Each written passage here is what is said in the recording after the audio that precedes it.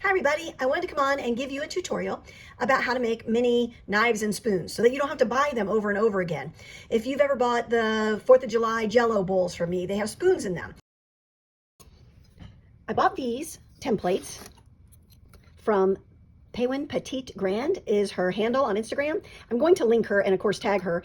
I saw these at Tom Bishop and I thought these would be an easy solution for me to not have to purchase repeated things like spoons and knives for my minis.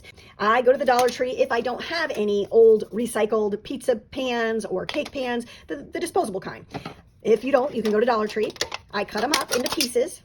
I flatten them out. I use my Cricut tool and I flatten them out like this to help smooth out the ridges. That way I get the most usage space out of the pieces that aren't so flat. You layer your boards according to directions. For me, for this template or this die cut, she made it to use it as a mold more. And I said to her, could you use it as a die cut in a die cutting machine? And she said she didn't know and that she wanted me to let her know after I tried it. So I am letting her know it worked. I put my boards down.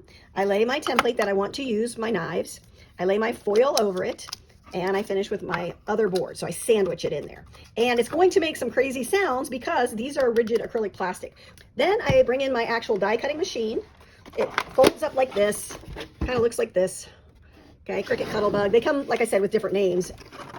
And you take your sandwich of your plastic and your template and your foil and you wedge it in. And you have to have some muscle power to crank this through when you're doing it. So I crank it through and I'm going to crank it. And it's going to sound kind of wonky. Ignore it. It's okay. Okay, so I've moved the machine back out of the way and I'm gonna unsandwich our pieces. And here's the template. You're gonna peel away that foil. I wouldn't use regular aluminum foil, it's just too thin and flimsy. Even when I doubled and tripled the thickness, it was still not enough. Now, when you first pull this out, there might be some that's stuck. I can see the cleavers in here. I use a needle tool and gently just poke it in that bottom and slide it out. And there's so many detailed little knives in here. Now, you could paint the handle if you're just leaving it lay in a scene. They are, and they just pop right out. Let's pop a few others out. Here's the one I like for my pumpkin carving scenes.